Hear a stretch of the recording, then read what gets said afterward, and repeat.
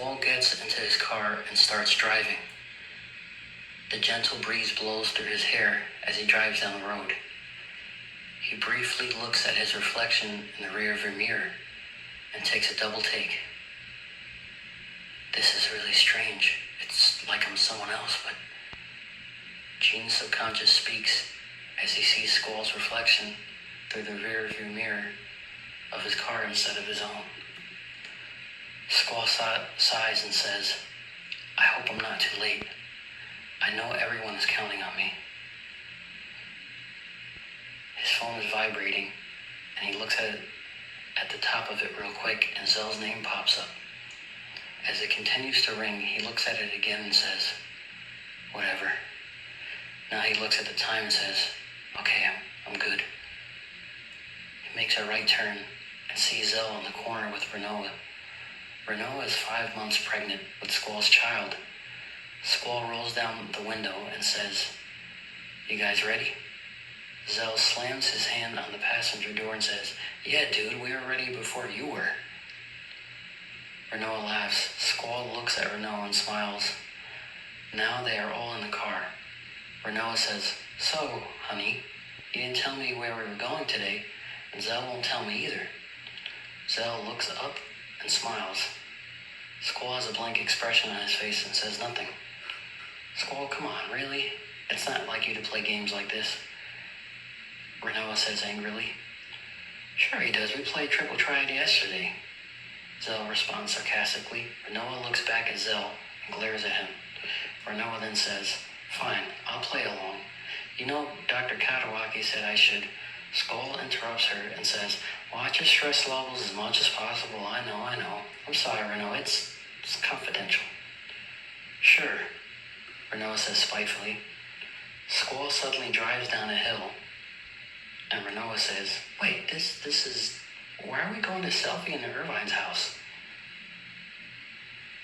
This is the big secret? Zell whistles suspiciously.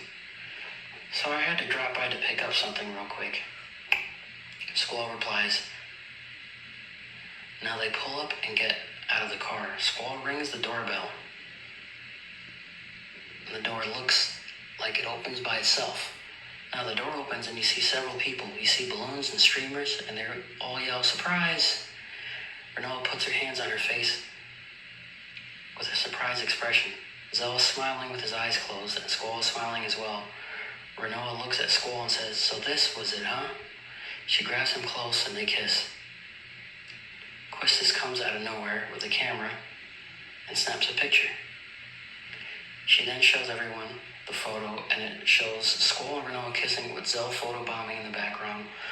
All Squall's friends are gathered in the living room. Squall, Selfie, and Zoo are sitting on a couch talking. Matron is standing next to Sid beside the couch. Zell was talking to Irvine in the kitchen. So what you been up to, man? Says Zell. Irvine replies, nothing much. Nothing much, broski. Just putting up with the old girl over there. Selfie overheard. Walks in the kitchen and says, yep, I'm a real pain in the patootie, huh? Well, I was thinking of another word, but yeah. Irvine says smugly. Zell and Selfie laugh together. So Zell, when are you going to find someone in your life? The clock is ticking, Irvine says as he points to his wrist. Self replies, don't, Irvine, that's not nice. The right person will come along one day. Zell says, yeah, I'm not too worried about it. Not really my focus nowadays. Quistis and Squall were talking to each other in another room. Quistis says, like I said, just take it easy. I know you're nervous, but it's okay.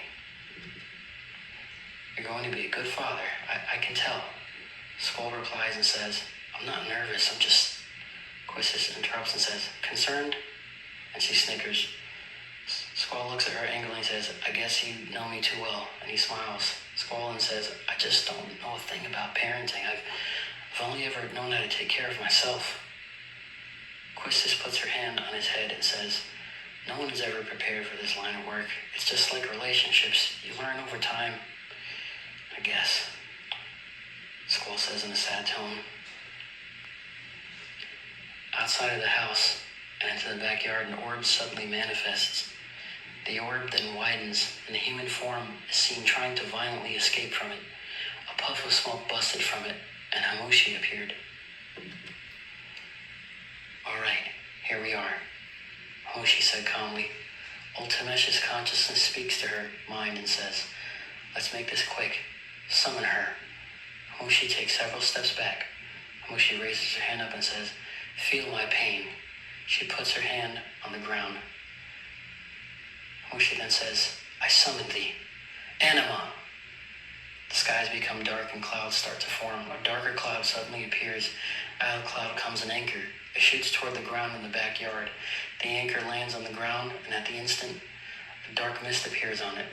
The ground starts to shake, and it startled everyone in the house. "What was that? Did someone just cast Quake?" said Zoo. The chain that the anchor appeared goes in reverse and seemingly brings something up. 3 chains suddenly appear from the mist. A demonic creature appears, and its arms are crossed in front of each other. It lifts its head and roars.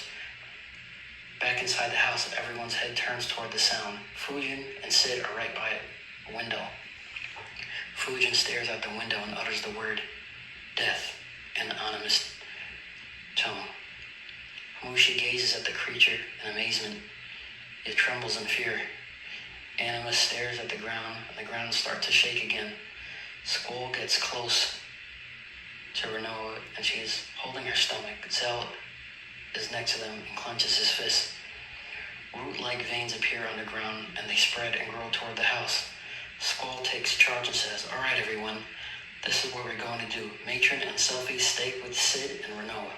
Raijin and Zoo get to the front and escort those people over there. Irvine, Zell, Fujin, Quistis, you come with me." Squall, Irvine, Zell, Fujin, and Quistis are now in the backyard facing Anima, with Hamushi in the back of her. Jean's consciousness speaks and says, "Wait a minute, do I know her from somewhere? That's a member from the On-10-7. I thought I killed her. This isn't good." Squall says, "I don't know who you are or what you're doing here, but if you don't leave, it's going to get ugly." All of them draw their weapons and prepare to fight.